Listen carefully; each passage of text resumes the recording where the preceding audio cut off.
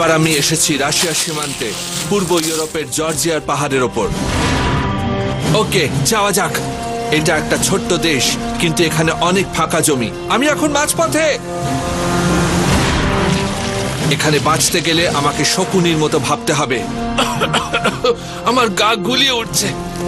এখানে আমি যা পাবো তাই দিয়ে চালিয়ে নিতে হবে। এটা একটা অর্ধেক তৈরি পাখির ভ্রূণ মনে হচ্ছে। আমার বুদ্ধি দিয়ে প্রকৃতির সঙ্গে যুঝে চলবো। আমরা পেরেছি, আমরা খুব কাছে এসে গেছি। খালি আপনাদের দেখাতে পৃথিবীর কঠিনতম পরিবেশে কি করে বাঁচতে হয়।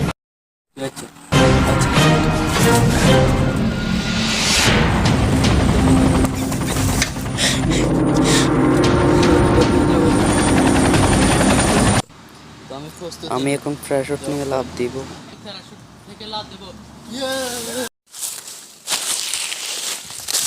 উঁচু জায়গায় পৌঁছতে পারলে ওপারের উপত্যকায় নামার পথের সন্ধান পেতে পারি। ওই খাঁজটার কাছে যেতে চাই এখন।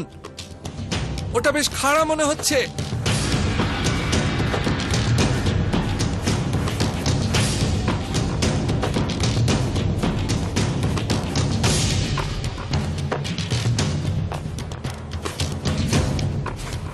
আমি নিশ্চিত যে আমি 10,000 ফুট ওপরে সোজা নেমে এসেছি। মানিয়ে নেওয়ার সময় পাইনি।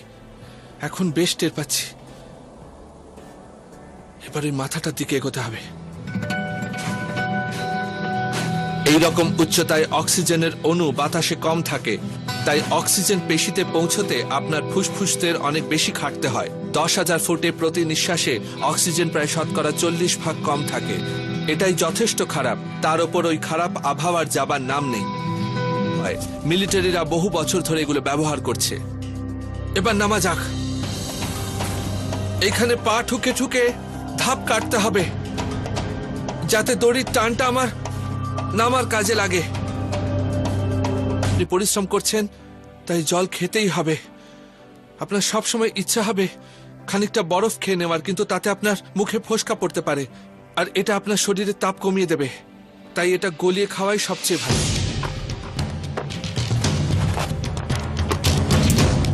এখন আগুন জ্বালানোর জন্য আমি আমার এই শনের দড়ির খানিকটা ব্যবহার করতে পারি।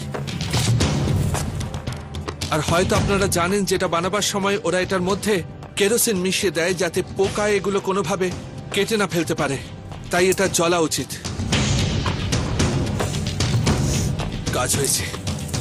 যখন সোজা ধাতুর পাত্রে বরফ গলাবেন তখন একটু সাবধান থাকবেন হবে।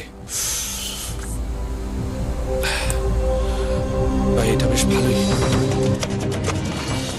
এখানে জল পাওয়া কঠিন, কিন্তু তার চেয়েও কঠিন খাবার খুঁজে পাওয়া। ওই দেখুন, নদীটা পাওয়া গেছে ওই নিচের উপত্যকায়। পরে এটা ফেরত পেতে সুবিধা হবে। এতে সোজা দেখতে পাবো, ধারের ওপাশটায় আড়াল হবে না। এবার সাবধানে নামতে হবে।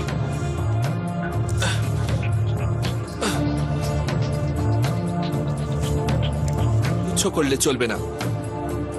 বাপরে, কি গন্ধ! এই ডিমটা পচা। এটা একটা শকুনের ডিম। টিকে থাকতে হলে কখনোই হাল ছাড়লে চলবে না। বেশ, যাওয়া যাক। আর বেঁচে ফিরতে চাইলে সাহসী আর সুযোগ সন্ধানী দুটোই হওয়া খুব জরুরি। টিকে থাকতে হলে কখনোই হাল ছাড়লে চলবে না। বেশ, যাওয়া যাক। আর বেঁচে ফিরতে চাইলে সাহসী আর সুযোগ সন্ধানী দুটোই হওয়া খুব জরুরি। এর থেকে জানতে পারছি যে এখানে নেকড়ে আছেই আছে, আর ওরা আমার থেকে বেশি বুদ্ধি ধরে। আমি ওদের দেখতে পাওয়ার অনেক আগে থেকে ওরা আমার উপর নজর রাখতে পারে। এ মা, এই দেখুন কাণ্ড।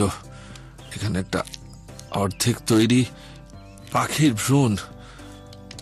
আমি যেরকম ভালো ডিম সিদ্ধ আশা করেছিলাম তা হলো না। এই ঘন জঙ্গল পেছনে ফেলে জলার আরো গভীরে ঢুকতে হবে। পাহাড়টা এখনো অনেক দূরে মনে হচ্ছে।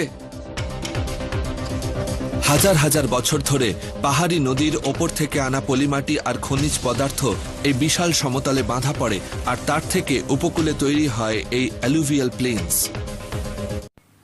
এই তো আমরা মানুষের খোঁজ পেয়ে গেছি। চলো যাওয়া যাক। আজকের এই মিশন এখানেই শেষ।